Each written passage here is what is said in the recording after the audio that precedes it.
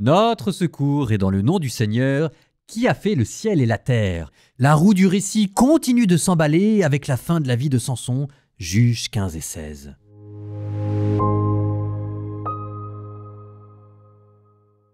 Quelque temps après, à l'époque de la moisson des blés, Samson rendit visite à sa femme en apportant un chevreau et déclara « Je veux entrer dans la chambre à coucher de ma femme ».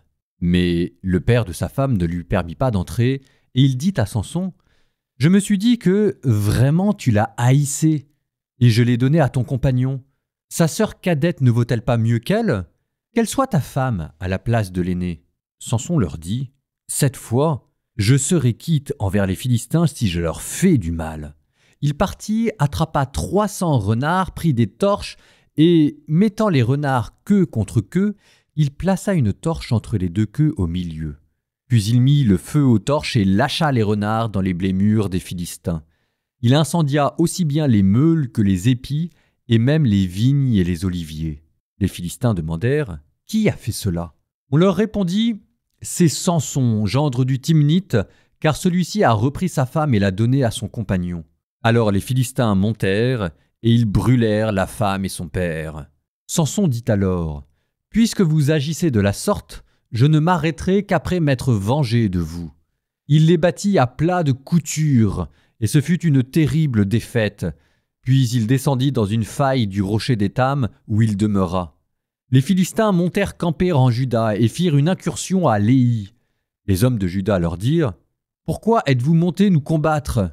Ils répondirent « C'est pour ligoter Samson, pour le traiter comme il nous a traités. » 3000 hommes de Juda descendirent vers la faille du rocher d'Étam, et ils dirent à Samson « Ne sais-tu pas que les Philistins sont nos maîtres ? Que nous as-tu fait là ?» Samson répondit « Je les ai traités comme ils m'ont traité. » Ils lui dirent « C'est pour te ligoter que nous sommes descendus, pour te livrer aux Philistins. » Samson leur dit « Jurez-moi que vous ne me tuerez pas vous-même. » Ils répondirent « Non, nous voulons seulement te ligoter et te livrer aux Philistins.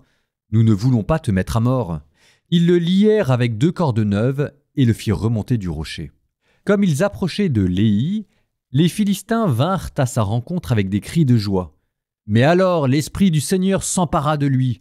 Les cordes qui lui liaient les bras devinrent comme des fils de lin consumés par le feu, et les liens qui retenaient ses mains se dénouèrent.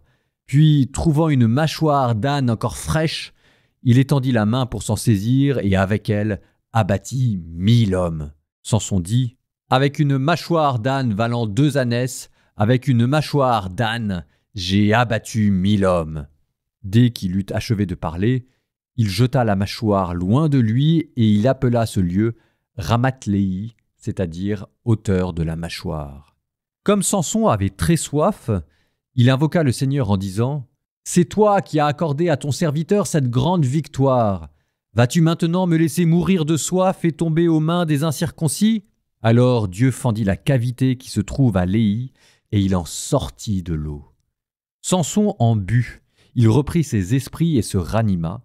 Voilà pourquoi on a donné à cette source le nom de En-Hakkore, c'est-à-dire la source de celui qui invoque.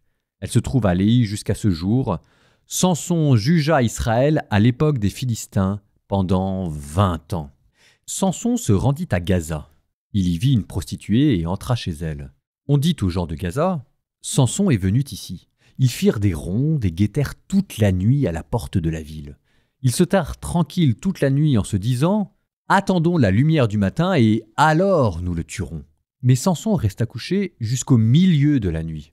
Il se leva alors, saisit les battants de la porte de la ville et les 2 montants, les arracha avec leurs verrous, les mit sur ses épaules et les emporta au sommet de la montagne qui est en face d'Hébron. Après ces événements, il s'éprit d'une femme de la vallée de Sorek, nommée Dalila.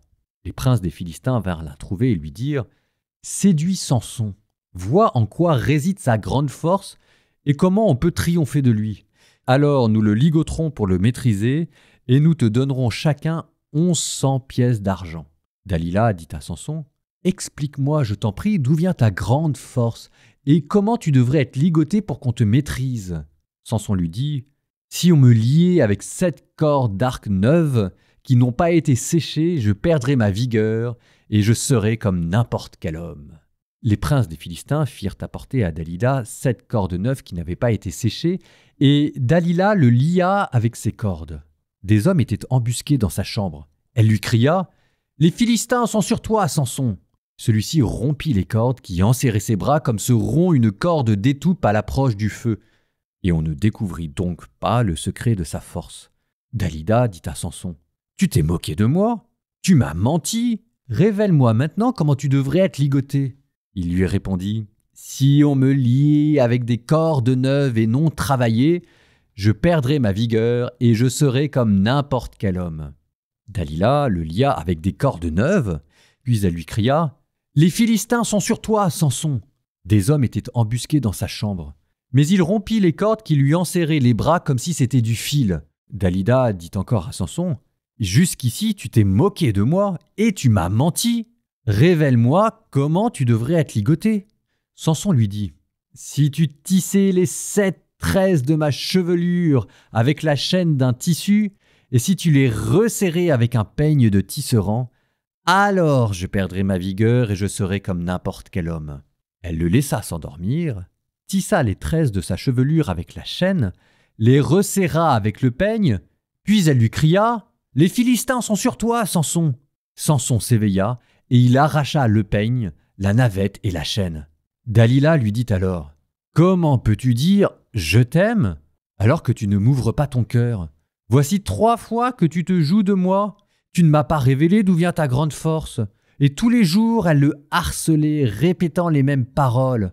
Samson, excédé à en mourir, lui ouvrit tout son cœur. Il lui dit « Le rasoir n'a jamais passé sur ma tête, car je suis voué à Dieu depuis le sein de ma mère. Si j'étais rasé, je perdrais toute ma vigueur et je serais comme n'importe quel homme. » Dalila vit qu'il lui avait ouvert tout son cœur, et elle fit appeler les princes des Philistins en leur disant « Venez, car cette fois, il m'a ouvert tout son cœur. » Les princes des Philistins se rendirent chez elle avec l'argent en main. Elle le laissa s'endormir sur ses genoux, et elle fit appel à un homme qui rasa les 7 tresses de sa chevelure.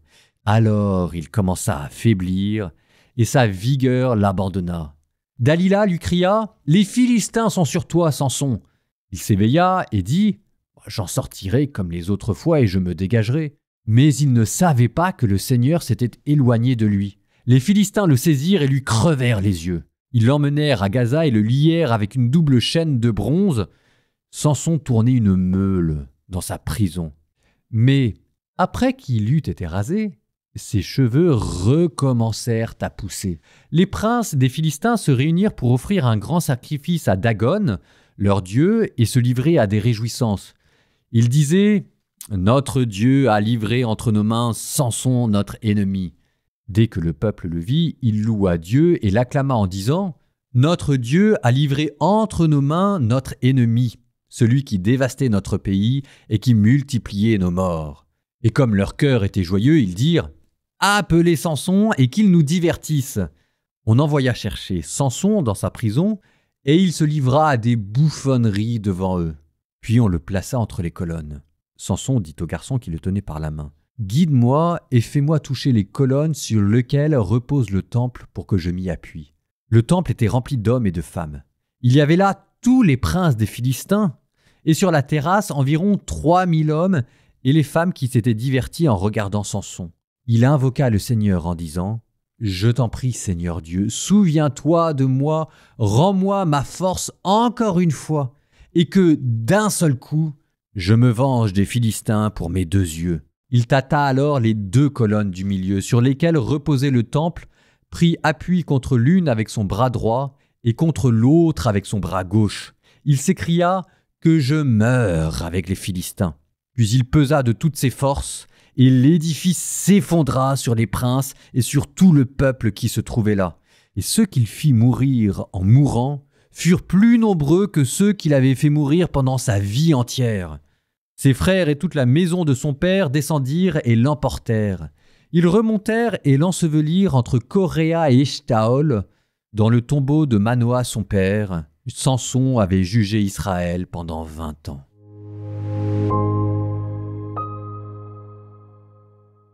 Alors, ça vous a plu ?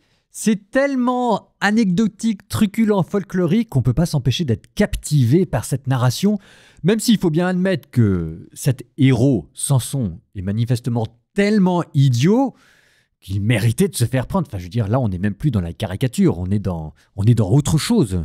Et c'est peut-être là où c'est curieux, parce qu'en même temps, on vous dit qu'il a été juge pendant 20 ans, donc ça veut quand même dire qu'il avait plus ou moins fait ses preuves. On vous dit aussi que d'une certaine manière, il se rachète en prison et qu'il sauve son peuple par sa mort. Mes notes de bas de page disent, je cite, nous sommes dans la Bible de la liturgie, « Samson est le seul juge qui meurt en service commandé ». Je dirais qu'il meurt en martyr en faisant le don de sa vie. Il est également le dernier de la liste des juges. Ce n'est pas un hasard que ces deux éléments se rencontrent dans son histoire personnelle.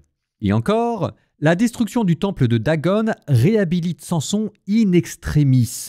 On va même jusqu'à me signaler une progression dans la figure de Samson. Au début, la force lui vient de l'Esprit de Dieu qui s'empare de lui.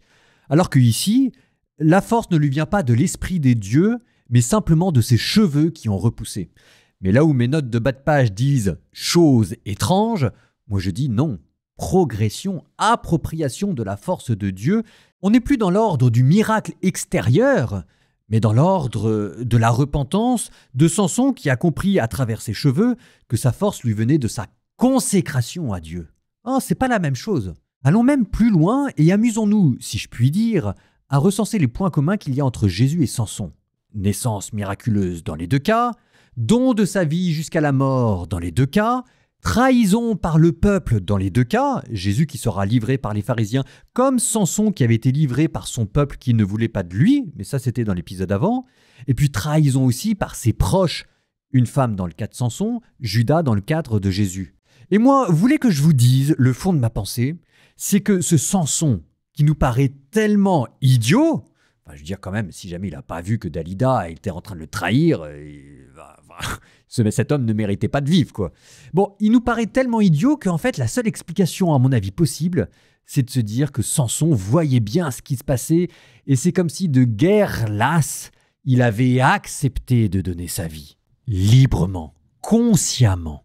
Un peu de la même manière que Jésus, parfaitement conscient de ce qui l'attend à Jérusalem, s'en va librement vers sa mort. Alors je suis d'accord pour dire qu'il y a quelque chose de l'ordre de la caricature, de l'animalité, de l'idiotie chez Samson. Mais on a quand même le sentiment que là, le narrateur a entrevu un tout petit instant ce qu'il pouvait y avoir derrière le don de sa vie, l'innocent livré à mort et la rédemption d'un peuple à travers un homme qui donne sa vie par amour. Alors oui, c'est très fugace, complètement pris dans les caricatures de l'Ancien Testament, mais un jour, cela vous deviendra plus clair et ça vous donnera Jésus.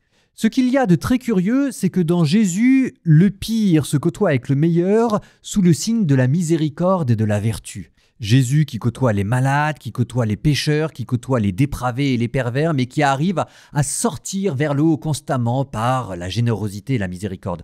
Tandis qu'en Samson, c'est à l'intérieur de lui-même et comme dans la caricature où se mêle, sous le signe d'une royauté mal comprise, la pulsion du désir et le don de sa vie. Mais il y a peut-être eu un petit éclair de génie, même s'il a été très fugace. Regardez à l'intérieur de nos propres vies, comment le bien côtoie le mal et le pire côtoie le meilleur. Fin du commentaire. J'ai toujours pas le temps de mettre un psaume, c'est la panique intégrale.